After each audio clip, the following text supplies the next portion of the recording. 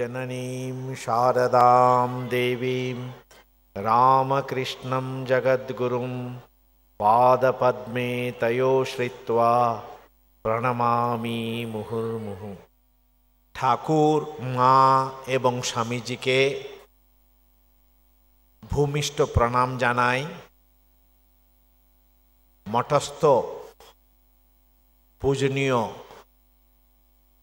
President মহারাজ, পূজনীয় vice president মহারাজ, ওদেরকেও জানাই আমার আন্তরিক সশ্রদ্ধ ভূমিষ্ঠ প্রণাম। সম্মুখে যারা বড়রা বসে আছেন ওদেরকেও আমার সশ্রদ্ধ প্রণাম জানাচ্ছি। মঞ্চে উপবিষ্ট ভাতৃপ্রতিম স্বামী সত্যেশানন্দজি, স্বামী চন্দ্রকান্তানন্দজি, আর আজকের এই শুভ দিনে আমরা যে এই পুণ্যভূমি বেলুর মঠে একত্রিত হয়েছি, সমস্ত মাতৃমণ্ডলী এবং ভক্তমণ্ডলীকে জানাই আমার আন্তরিক প্রীতি, শুভেচ্ছা এবং নমস্কার। আজকের দিন অত্যন্ত একটা পবিত্র দিন। মহাপুরুষ মহারাজ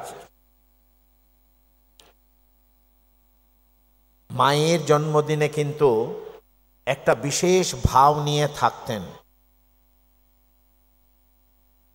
এই দিনটা হচ্ছে মহামায়া স্বয়ং পৃথিবীতে আবির্ভূতা হয়েছেন। আপনারা শুনলেন এই কিছুক্ষণ আগে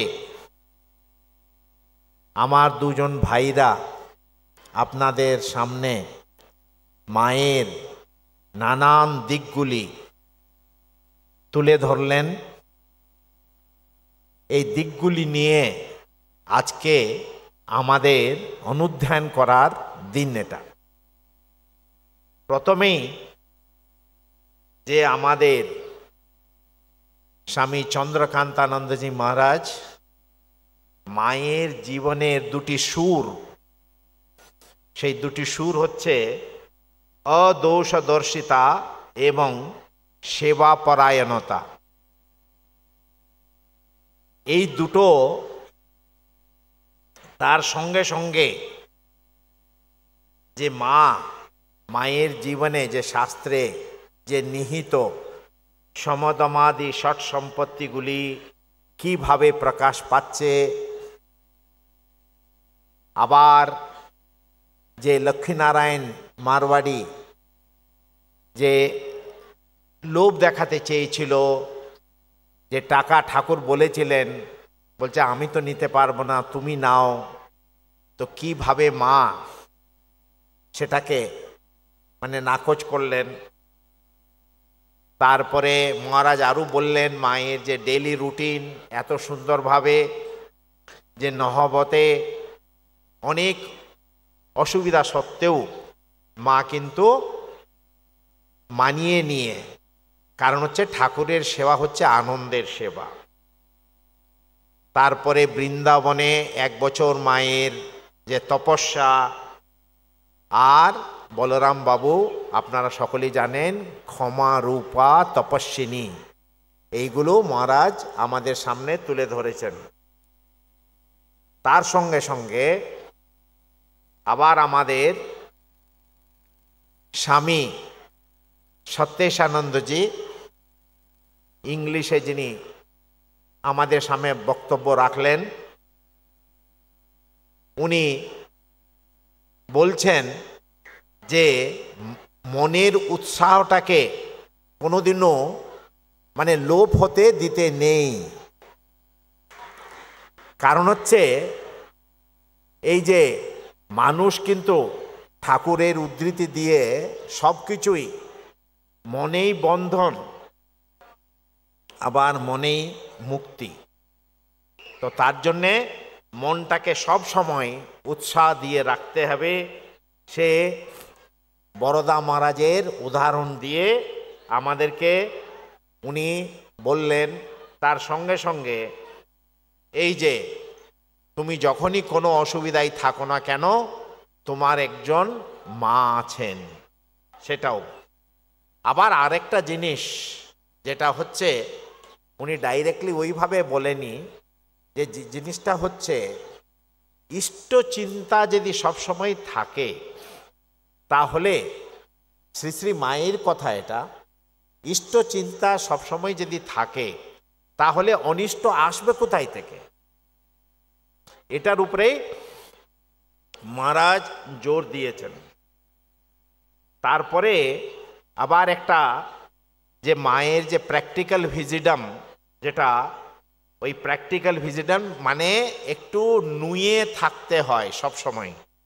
নুয়ে থাকলে অনেককে মানিয়ে নিয়ে, নুয়ে থাকলে 10 জনকে নিয়ে কাজ করা যায়। আর পূজনীয় ভূতেশানন্দ মহারাজেরও কথা উনি উল্লেখ করেছেন। তারপরে আবার যে নারায়ণ অয়ঙ্গারের কথাটা উনি এনেছেন, ওখানে একটাই কথা, ভাবের গভীরতা যখন বাড়ে তখন ভাষাটা হারিয়ে যায়, তখন কোনো ভাষাটাই দরকার পড়ে না। আর মা তার জন্যেই যে সব সময় সে হচ্ছেন মানে ভাবের মানে এত গভীরতা মায়ের মধ্যে, তো ওখানে ভাষাটা কোনো কিছুই দরকারই পড়ে না। আবার একটা জিনিস মহারাজ উল্লেখ করেছেন, সেটা হচ্ছে কুমার সম্ভব, যে শিব আর পার্বতীর যে তপস্যা, ত্যাগ তপস্যাসের মধ্যে আপনাদেরকে একটা কথা মনে করে দিই। এই কুমার সম্ভব কার্তিককে এখানেও আসে, ওখানে কার্তিককে মা কিন্তু পানিশমেন্ট দিয়েছিলেন, বলছে তুমি কৈলাসে থাকার জন্য উপযুক্ত নও, তুমি ওরকম একটা গর্হিত কাজ করেছো বলে। কিন্তু আপনাদেরকে আবার মনে করিয়ে দিই আমি যে জিনিসটা, মা যাকে কার্তিক বলতেন উদ্বোধনে, তার নাম ছিল অশুতোষ মিত্র। ওকেও কিন্তু একটা দৈব বিপাকে ওকেও কিন্তু বাদ দিতে হয়েছিল, থাকতে দেওয়া হয়নি। কিন্তু মা কিন্তু বলেছিলেন, বলে দেখো এটাই হচ্ছে মায়ের যে শাসন। কুমার সম্ভবেও অ্যাকচুয়ালি মা ওখানে কার্তিককে কৈলাসে বলছেন, তুমি কৈলাসে থাকার জন্য উপযুক্ত নও, তুমি একটা গর্হিত কাজ করেছো বলে। তো ওরকমই যে মায়ের শুদ্ধ আমরা কেবলমাত্র এটাই দেখিনি যে মানে শুধুই ভালোবাসা, ভালোবাসার সঙ্গে সঙ্গে কিন্তু মায়ের শাসনও আমরা দেখতে পাই এখানে। তো যাই হোক, দুজন বক্তারা খুব সুন্দরভাবে মায়ের নানান দিকগুলি তুলে ধরেছেন। এখন বিশেষ করে আপনারা সকলেই জানেন মায়ের একটা স্তোত্র আছে, যেখানে অনন্ত রূপিণী, অনন্ত গুণবতী, অনন্ত নামনি গিরিজে মা। কারণ হচ্ছে মায়ের হচ্ছে অনন্ত রূপ, অনন্ত গুণ এবং অনন্ত যে নাম। তো তার জন্যেই আজকে আমরা এখানে একত্রিত হয়েছি, কয়েকটা দিকগুলি নিয়ে আমরা আলোচনা করব। আর আলোচনা করে আমরা নিজেরা মানে সে অনুধ্যানের দ্বারা আমরা যে মায়ের কাছে এগোয়ার চেষ্টা করব। প্রথমেই আপনাদেরকে একটা ইম্পর্ট্যান্ট কথা বলি, আপনারা হয়তো শুনে অবাক হবেন, হয়তো অনেকেই জানেন, হয়তো নাও জানতে পারেন। স্বামী বিবেকানন্দ একটা চিঠিতে রামকৃষ্ণানন্দজিকে যে চিঠিটা লিখেছেন 1895 সালে আমেরিকা থেকে, যুক্তরাষ্ট্র থেকে স্বামীজি সেই চিঠি লিখেছেন। ওই চিঠিতে স্বামীজি লিখছেন ঠাকুরের যে বিশেষ করে স্বামীজি প্রথমে বলছেন, ওখানে আরো অনেকগুলো জিনিসগুলো বলে স্বামীজি বলছেন আমি প্রথমে কিন্তু নারী মঠ চাই। 1895 সাল। কেন? স্বামীজি জানতেন নারীর অভ্যুদয় যদি না হয় কোনো মতেই সমাজের আর দেশের মঙ্গল করা যাবে না। এটা স্বামীজির মধ্যে একেবারে বদ্ধ ধারণা হয়ে গেছে। আর আবার স্বামীজি যখন ভারতে প্রত্যাবর্তন হয়ে আসলেন, ফিরে আসলেন 1897 সাল। 97 সালে স্বামীজি আসার পরেই সঙ্গে সঙ্গে কলকাতায় কিছু লেকচার হওয়ার পরে স্বামীজি চলে গেলেন স্বাস্থ্য উদ্ধারের জন্যে যে আলমোড়াই। এটা হচ্ছে জুলাই মাস। এই জুলাই মাসে স্বামীজি যখন আলমোড়াই গিয়েছিলেন সঙ্গে সঙ্গে যোগেন মহারাজও ছিলেন। তো ওখানে যে যোগেন মহারাজ, স্বামীজি কিন্তু একেবারে চান কি মাকে কেন্দ্র করে নারী মঠ শুরু করতেই হবে বলে। কিন্তু ওই সময় যোগেন মহারাজ স্বামীজিকে মনে করিয়ে দিলেন কি আপনি যেটা সব করতে চান হবেই, ওটা হতে বাধ্যই, কিন্তু আমি কিন্তু আপনাকে একটা অনুরোধ করছি, আপনি এই কথাগুলো ভেবে দেখুন। ঠাকুর বলেছিলেন যখন জনসমক্ষে আমাকে প্রচারিত করা হবে তখন লীলা সম্বরণ হয়ে যাবে। আর যদি মাকেও জনসমক্ষে এইভাবে প্রচারিত করা হবে যদি হয়, তাহলে কিন্তু কে জানে মাও হয়তো চলে যেতে পারেন তাড়াতাড়ি। এই কথাটা শুনে স্বামী বিবেকানন্দ, এই ঘটনাটা ঘটেছে কিন্তু আলমোড়াই। এই ঘটনাটা পরবর্তীকালে যোগেন মহারাজ গিরিশ ঘোষকে নেরেট করছেন বলরাম মন্দিরে। সঙ্গে সঙ্গে স্বামীজি সতর্ক হয়ে আর যোগেন মহারাজকে বলছেন, কি বলছেন, মন্ত্রী তুমি ঠিকই আমাকে পরামর্শ দিয়েছ। তার জন্যে স্বামীজি সঙ্গে সঙ্গে এটা ভাবলেন, মা যেমন ভাবে এই ধরাধামে থাকবেন, লীলা করবেন। স্বামীজি বলেছেন ওখানে, আমি কে অধম যে আমি ডিকটেট করব এটা, মা কিভাবে নিজের লীলা করবেন। তো তার জন্যেই এটা স্বামীজি জানতেন মা কিসের জন্য এসছেন। যেমন ঠাকুরের ক্ষেত্রে অনেক বিদেশি হিস্টোরিয়ানসরা বলেছে,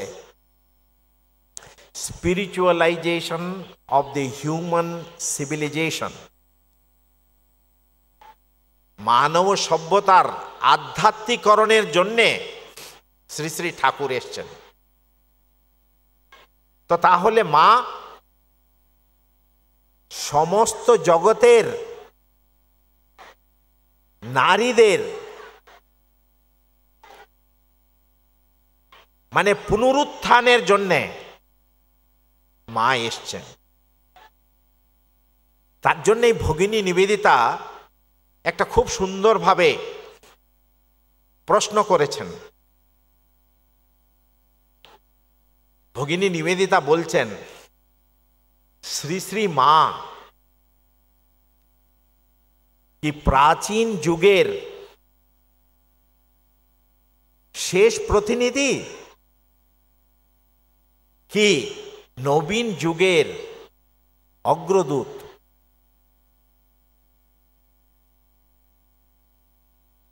Is she the last word of the ancient ideal?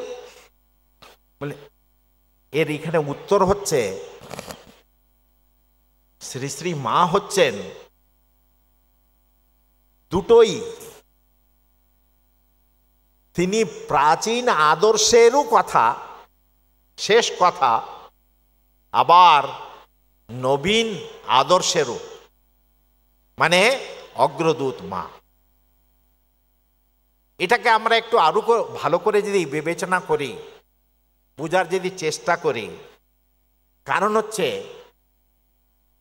পাশ্চাত্যে Swamiji বলছেন, স্বামীজিরই কথা এটা, পাশ্চাত্যে নারী হচ্ছেন স্ত্রী, আর এখানে আমাদের ভারত দেশে প্রাচ্যে সে হচ্ছেন মা, সে হচ্ছেন জননী। এই দুটো আদর্শগুলো কিন্তু আছে, ভিন্ন আদর্শ,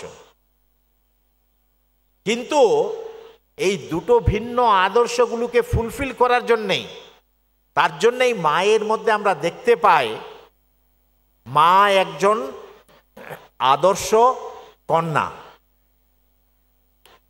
মা একজন আদর্শ স্ত্রী,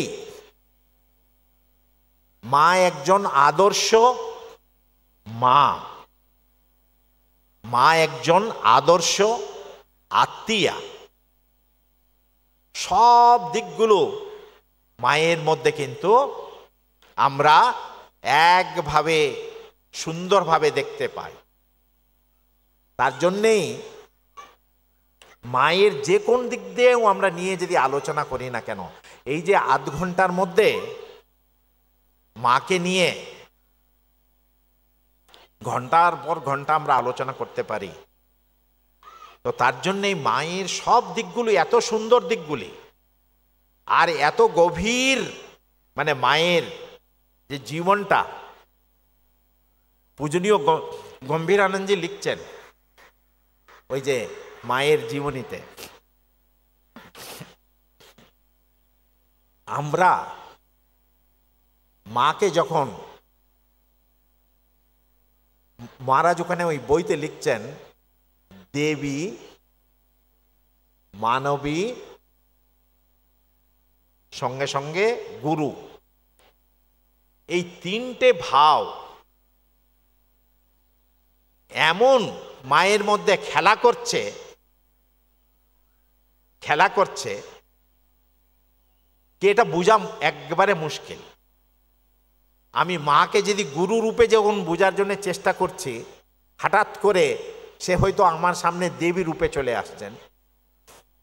দেবী রূপে যদি বোঝার চেষ্টা করি, হঠাৎ করে মা রূপে চলে আসছে। মায়ের জীবনে এত গভীর জীবন এটা, কিন্তু এই যে বলা হয়েছে এইবারে এই অবতারে একবারেই ঐশ্বর্য আনেনি ওরা, ঠাকুরও আনেননি, মাও আনেননি। তার জন্যেই মানুষ কিন্তু খুব কাছে যেতে পারছেন। এই আমাদের সত্যেশানন্দজি বলছিলেন যে ভূতেশানন্দ, পূজনীয় ভূতেশানন্দ মহারাজের কথা আমি বলছি, আমরা মহারাজকে জিজ্ঞেস করেছিলাম, বলছে মহারাজ মায়ের জীবন থেকে আমরা কি নেব? পূজনীয় মহারাজ, পূজনীয় ভূতেশানন্দজি আমাদেরকে বলেছিলেন, দেখো দুটি জিনিস তোমরা শিখো মায়ের জীবন থেকে। প্রথমে হচ্ছে সব সময়ই প্রার্থনা। মায়ের জীবন হচ্ছে সব সময় প্রার্থনারত। আর দ্বিতীয়টা হিউমিলিটি, আম্বল, বি আম্বল, মানে সব সময় বিনয়ী, বিনয়ী ভাবটা যে জিনিসটা, এই দুটো ভাবগুলি মায়ের জীবনে এত ফুটে উঠেছে, তার জন্যই মহারাজ বলতেন এই দুটো ভাবগুলি তোমরা নেও, অন্য কিছু তোমাদেরকে ভাবতে হবে না। মায়ের যে মানে জিনিস জানার দরকার তোমরা সব জানতে পারবে। এখন মায়ের কথাটা বলি, মাকে সঙ্গজননী আমরা বলি। এই সঙ্গজননী আমরা আজকে এই পবিত্র ভূমি এই বেলুর মঠে আছি, কিন্তু মা এই বেলুর মঠের পুণ্যভূমি হওয়ার আগে থেকেই কিন্তু মা জানতেন এখানে ঠাকুর আছেন। মা যখন এখান থেকে গঙ্গায় যাতায়াত করতেন তখন মঠ হয়নি, কিন্তু মা বলছেন আমি সব সময় দেখতুম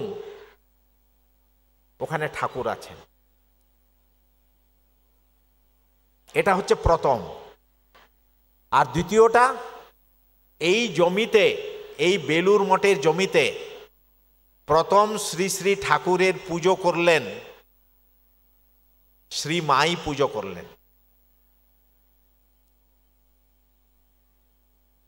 আবার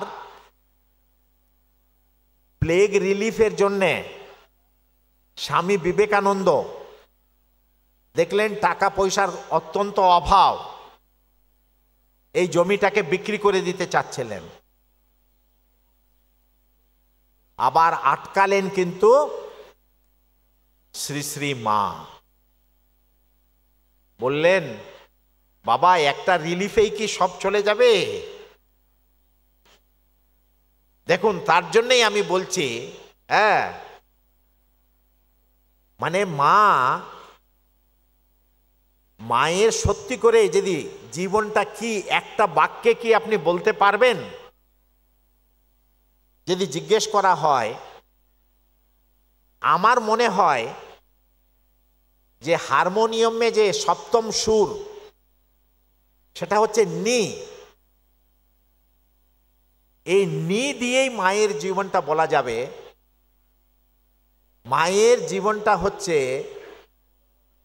নীরবে, নিভৃতে, নিশীতে, নিরন্তর, নিরলসভাবে একটা সাধনা।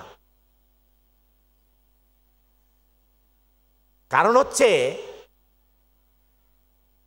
নিটা এত উঁচু, অথচ কিন্তু মা ওটাকে নীরবের জন্য কাজে লাগিয়েছেন।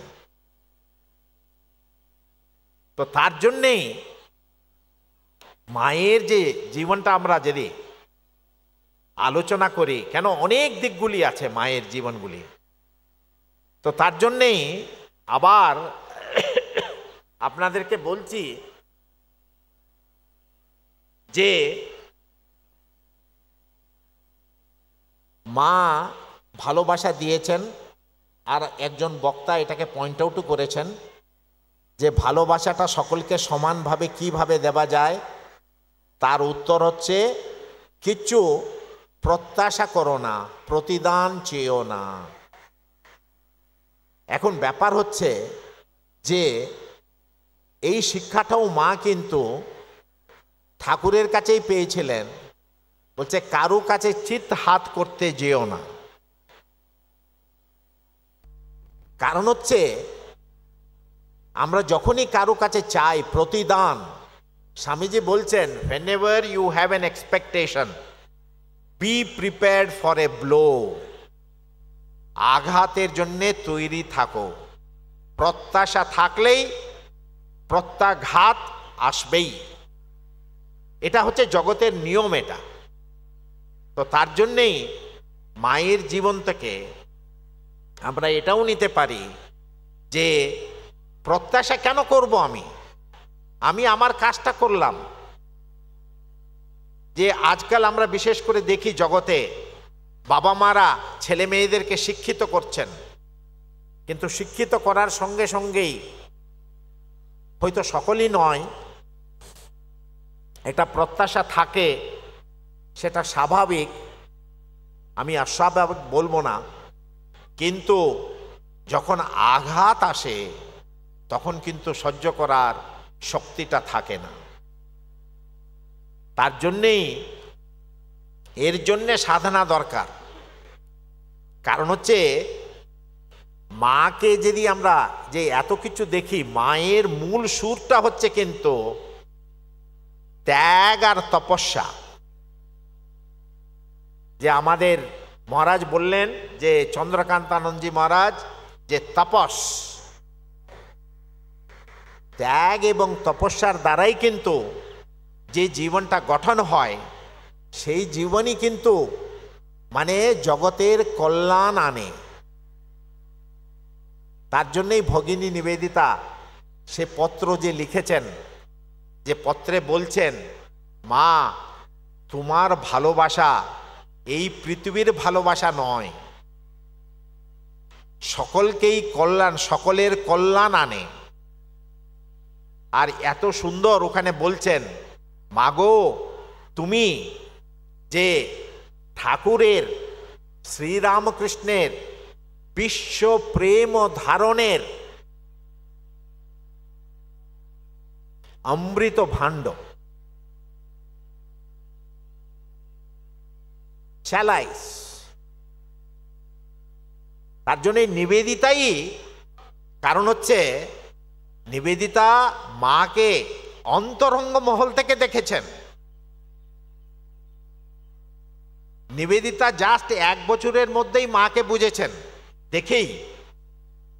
আর ওর পত্রে কিন্তু আছে, সে বলছেন she is the greatest lady, she is the greatest woman. আর আবার সেই নিবেদিতাই সে এই চিঠিটা যখন লিখেছেন, এই চিঠিটা লেখার পরে প্রায় প্র্যাকটিক্যালি নিবেদিতা কিন্তু 1 বছরও থাকেনি, নিবেদিতা চলে গেলেন। কেন? 1910 সালের চিঠি এটা। তো তার জন্যই বলছি যে মানে যেমন স্বামী বিবেকানন্দ একটা দুর্গা পুজো করে চলে গেলেন, আর সেকেন্ড দুর্গা পুজোতে ছিলেন না। ওরকমই সিস্টার নিবেদিতাও যে মাকে যে দেখলেন, মার জন্য সেই যে চিঠিটা লিখলেন, লেখার পরে কিন্তু আর সেও 1 বছরও থাকলো। আর শরৎ মহারাজের যে আমাদের এই মহারাজ বলছিলেন না, যে রঙ্গময়ীর রঙ্গ দেখে অবাক হয়েছি, হাসিব কি কান্দিব ভাবিতেছি। এই অনেক জায়গায় পাঠান্তর আছে, বিচিত্র ভবের মেলাও আছে, আবার বিচিত্র ভাবের মেলাও আছে ওখানে, আবার খেলাও আছে। বিচিত্র ভাবের মেলা, ভাঙ্গগড় 2 বেলা, ঠিক যেন ছেলে খেলা, বুঝতে পেরেছি। তো তার জন্যেই মার কাছে আমরা সকলেই শরণাগতির প্রার্থনা করছি। মাগো তুমি না জানালে আমরা তোমাকে জানতে পারবো না। দয়া করে মাগো তুমি তোমার শ্রীচরণে আমাদেরকে স্থান দাও, আমাদের মনটাকে ভালোবাসা দিয়ে ভরে দাও, যাতে আমরা দেশের এবং দশের সেবা করতে পারি। এই প্রার্থনা করে আমার বক্তব্য শেষ করছি। শ্রী রামকৃষ্ণার্পণমস্তু।